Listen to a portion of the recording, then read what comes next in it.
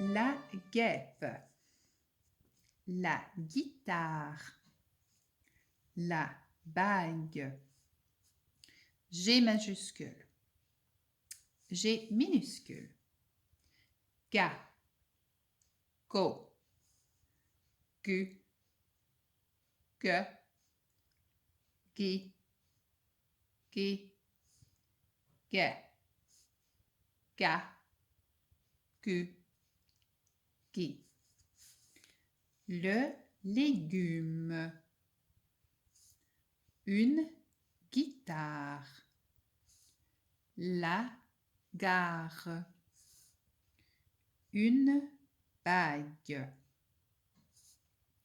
une figurine, il galope, il regarde, la garderie. Maman aime les légumes. Gabriel a une guitare. Regarde la belle bague. Amélie a la figure sale. Explication.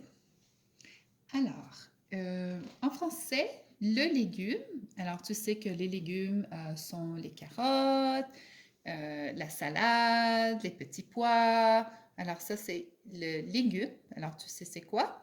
Il y a aussi la gare, ça veut dire l'endroit où il y a les trains, comme la gare de train. En anglais, on dit train station. Alors, la gare, c'est station. Ensuite, une figurine. Alors, madame a mis ses figurines ici. Ce sont des petits personnages. Ensuite, il galope. Alors, habituellement, c'est le cheval qui galope. Je crois que c'est la même chose en anglais. C'est quand on parle du cheval, galope. Ensuite, la garderie. Ça, c'est l'endroit où tu vas peut-être après l'école. En anglais, on dit daycare. C'est comme place ou d'autres endroits. Des fois, ça peut être dans des maisons. C'est des gens qui vont garder les enfants pendant que tes parents travaillent.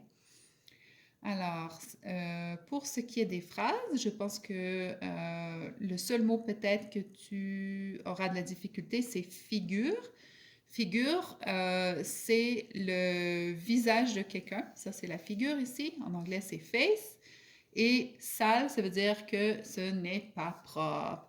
Comme quand tu as mangé du chocolat à Pâques et si tu aurais du chocolat partout. Alors, ça veut dire que ta face ne serait pas propre. Alors, c'est ça que ça veut dire l'expression figure sale.